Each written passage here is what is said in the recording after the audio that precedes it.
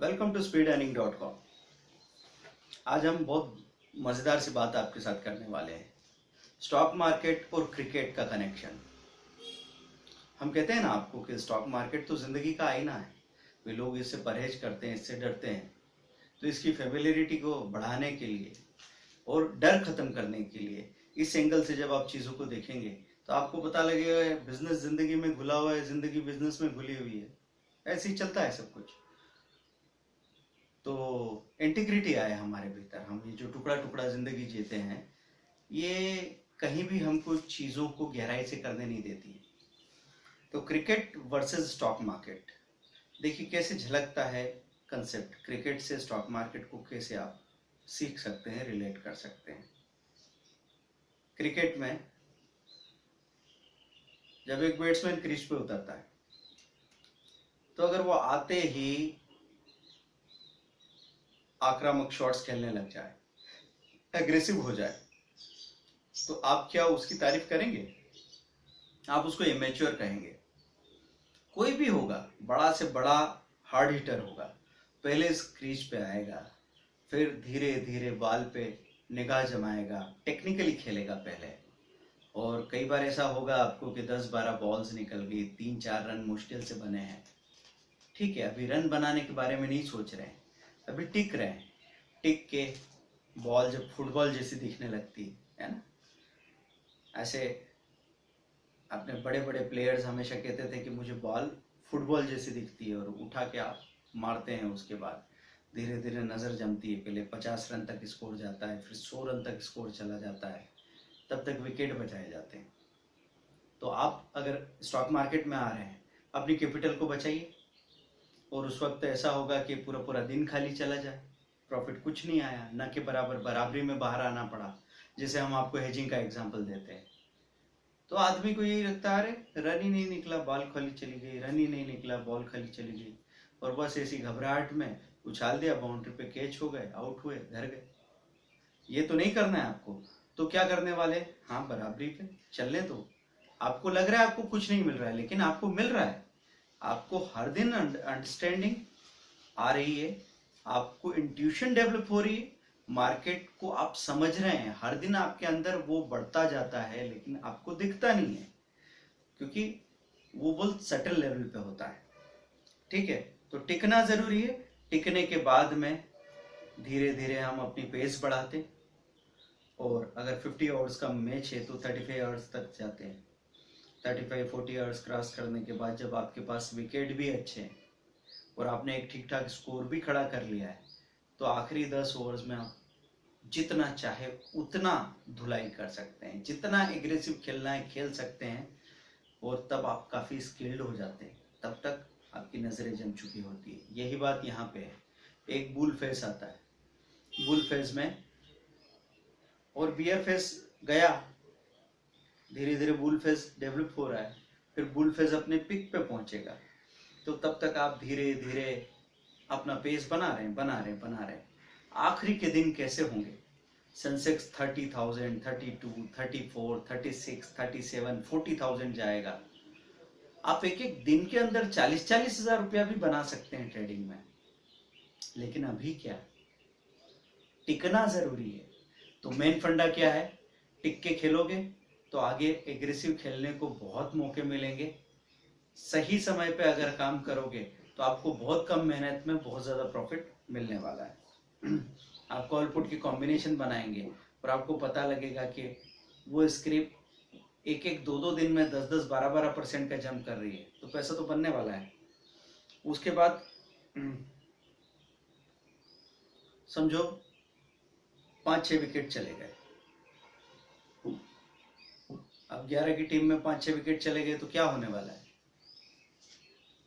आप डरने लगोगे, आपका रन रेट एकदम बिगड़ जाएगा, और धीरे धीरे विकेट जाने का प्रेशर और ज़्यादा हो जाएगा। तो 5-6 विकेट चले जाना मतलब आपकी कैपिटल आधी होगी। मार्केट से रिलेट करें तो एक ट्रेडर ने अपनी कैपिटल आधी कर ली। अब कैपिटल आधी करने के बाद रन बनाने के बजाय विकेट बचाने पे ध्यान देना पड़ेगा ना। तो प्रॉफिट बनाने के बजाय लॉस से बचने पे ध्यान देना पड़ेगा, कैपिटल बचाने पे ही आपका ध्यान लगा रहेगा, आप डर जाओगे। इसलिए शुरू से ध्यान रखें उसके शुरू से विकेट बचाने पे ज़्यादा ध्यान दीजिए, टिकने पे पूरा ध्यान दिया आपने, और बीच में अपना रन रेट अगर आप नहीं बिगाड़ते हैं तो बड़े आराम से आप एक सम्मानजनक स्कोर 6 का रन रेट 300 रन के पार चले जाओगे।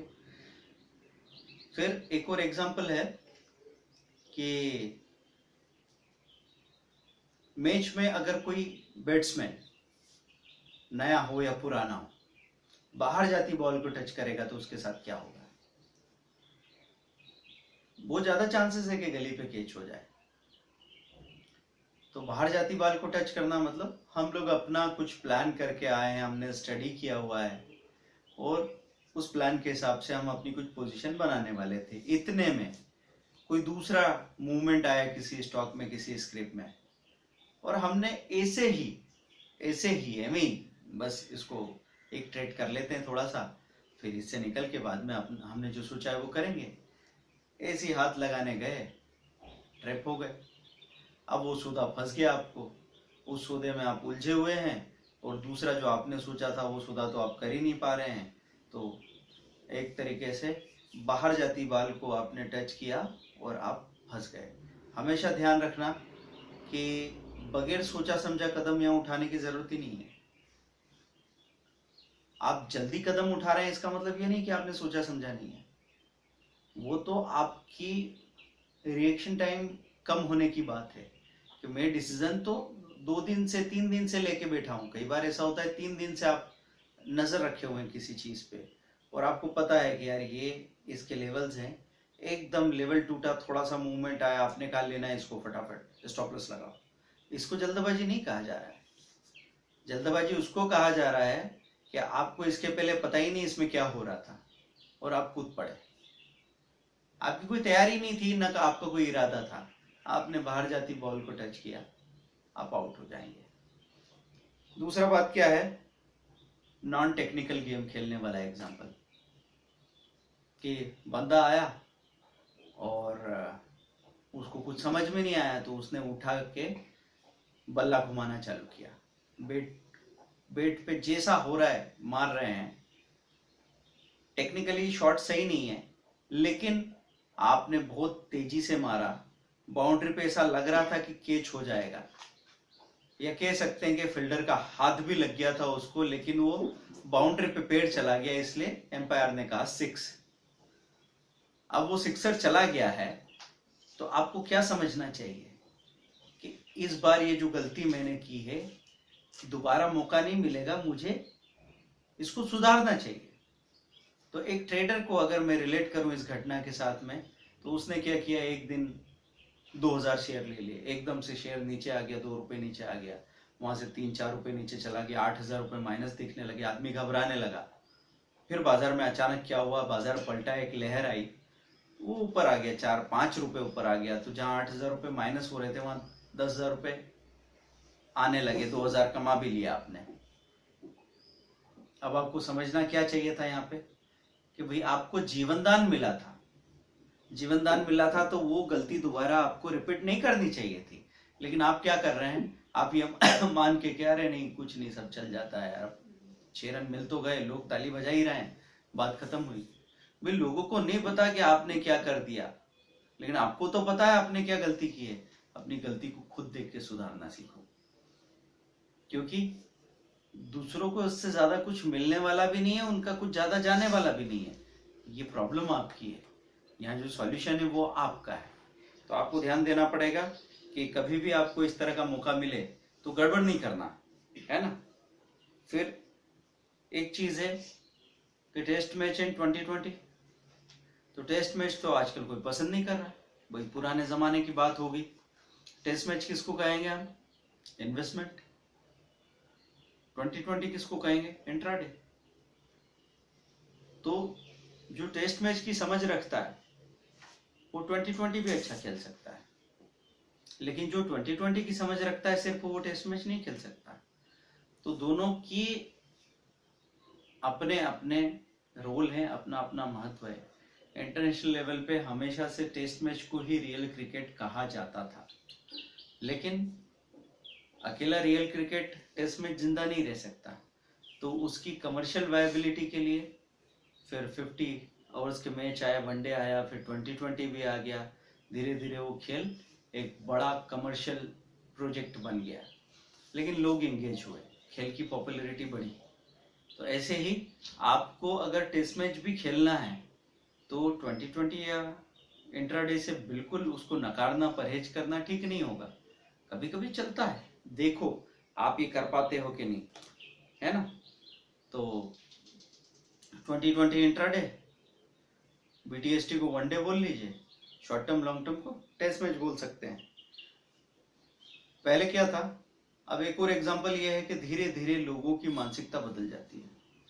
हमको याद है 20-25 साल पहले 200 के पार गया आंकड़ा तो बोलते थे चलो एक सम्मानजनक स्कोर हो गया। 50 ओवर के मैच में 200-250 बहुत अच्छा स्कोर माना जाता था, 4 या 5 का रन रेट होता था।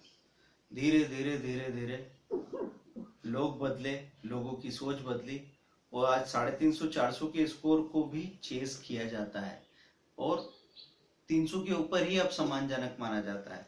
तो ऐसे ही मार्केट में जो लोगों की सोच बदली है। पहले लखपति नाम का एक शब्द था, अब लखपति शब्द कोई मायने नहीं रखता, अब करोड़पति शब्द ही मायने रखता है। पहले जो लार्ज कैप का मार्केट कैपिटलाइजेशन था वो अब मिड कैप का हो गया है, स्मॉल कैप का भी हो सकता है। तो धीरे धीरे पैमाने बदल जाते हैं, ये सोशल चेंजेस हैं। तो उसके हिसाब से आप देखना सोचना सीखें। तो ऐसे हर जगह आप अगर सीखना चाहो तो आपकी नज़र जाती है इस बात पे कि क्या चीज़ है जो सुधारी जा सकती है, क्या चीज़ है जो सीखी जा सकती है। क्रिकेट आपको रिफ्लेक्शन दे रहा है किस चीज़ का, मार्केट में हम कैसे बिहेव करते हैं। तो अच्छा खेलने के लिए आपको एक ही बात कहेंगे, खेल का सही तरीका सीखो और सबसे बड़ी बात खेल भावना सीखिए।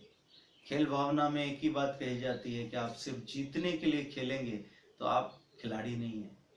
अगर आप खेलने के लिए खेलेंगे, जीत हो या हार हो, सही खेल खेला, सही तरीके से खेला, जिसने आपको आनंद दिया, तनाव नहीं दिया, किसी और को तनाव नहीं दिया, तो कहेंगे कि आपने एक सही खेल खेला। सो get the profits and enjoy like cricket in the stock market. Thank you very much. Bye.